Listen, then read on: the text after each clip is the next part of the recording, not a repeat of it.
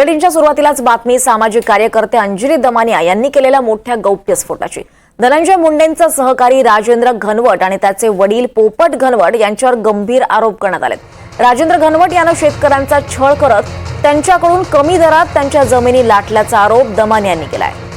11 कुटुंबांचा राजेंद्र घनवटने छळ केल्याचंही दमानिया यांनी म्हणाले। शिवाय विरोध करणाऱ्या शेतकऱ्यांविरोधात गुन्हे दाखल करण्यात आल्याचंही दमानिया यांनी सांगितलंय। या संदर्भातले सर्व पुरावे चंद्रशेखर बावनकुळेंना देणार असून मुख्यमंत्री आणि उपमुख्यमंत्र्यांकडे चौकशीची मागणी करणार असल्याचं दमानिया म्हणाले। शिवाय धनंजय मुंडे आणि राजेंद्र घनवट यांच्यात काय संबंध आहे त्याची चौकशी करावी अशी मागणीही त्यांनी केली आहे।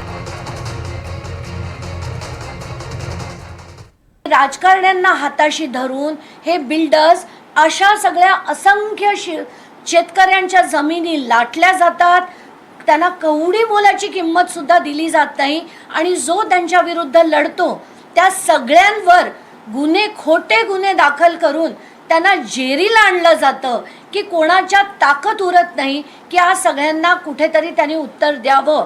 तर पोपटलाल घनवट यांना माझं आव्हान आहे, तुम्हाला हवे तेवढे तुम्ही माझ्यावर गुन्हे दाखल करायचे, गुन्हे तर तुम्ही करू शकत नाही, पण तुम्ही मानहानीचे किंवा कशाचे जे करायचे तुम्ही हव्या तेवढ्या केसेस करा। प्रत्येक तुमच्या केसमधली सगळे डिटेल्स माझ्याकडे आहेत आणि ते सगळे डिटेल्स मी दाखवणार आहे।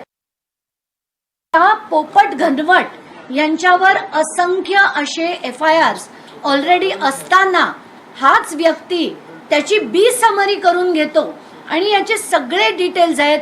तर मी गृह मंत्रालयाला लिहून हे सगळे बी समरी झालेले सगळे गुन्हे हे पुन्हा रिओपन करा अशा मागणीचं पत्र मी पाठवणार आहे। बावनकुळेंना या सगळ्या लोकांना त्यांच्याकडे पाठवणार आहेत। यांच्या सगळ्या जमिनीच्या व्यवहाराची पुन्हा चौकशी करून योग्य तो निर्णय घेतला गेला पाहिजे। तर धनंजय मुंडे आणि यांचा काय काय संबंध आहे, कसे कसे व्यवहार आहेत, आर्थिक व्यवहार किती आहेत, या सगळ्या गोष्टीची चौकशी झाली पाहिजे अशी देखील माझी मागणी आहे आणि ती लवकरात लवकर व्हावी असे मी आव्हान मुख्यमंत्री आणि वित्तमंत्री या दोघांना करते।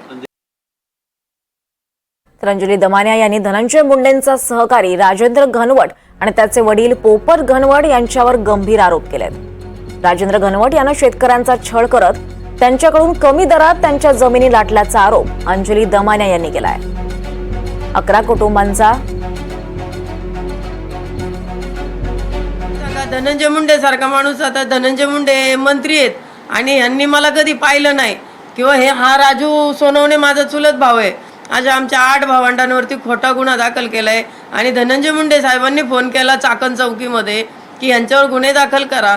म्हणजे हा किती मोठा गरिबांनो अन्याय आहे तुम्ही सांगा। यांच्याकडे जमीन घाण ठेवली होती, मग आता ती आजीने घाण ठेवली, मग आता यांच्या चुलत्यांनी परत देण्याची माझ्या वडिलांना बोली होती आजीला, तर माझ्या वडिलांनी ते खरेदी खत करून घेतलेले।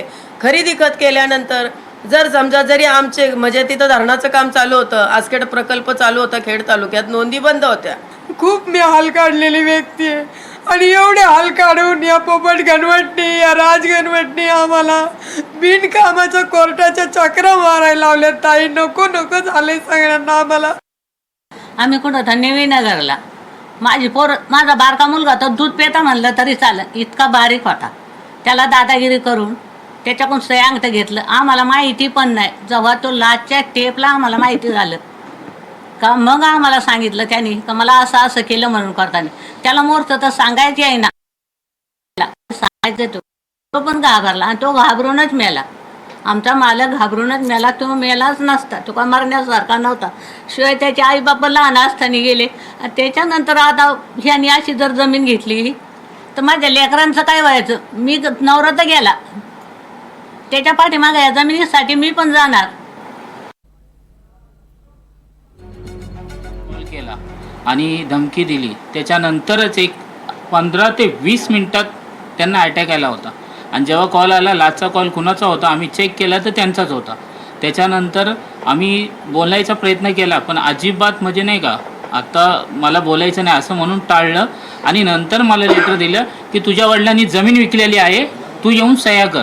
मी बोललो मी सही करू शकत नाही आहे, तर लेटर कोर्टाच्या मार्फत मागवलं। मी पण त्यांना पाठवलं की माझ्या वडिलांनी जर जमीन विकली असेल तर मला सही अंगठा वडिलांचा काहीतरी दाखव प्रूफ।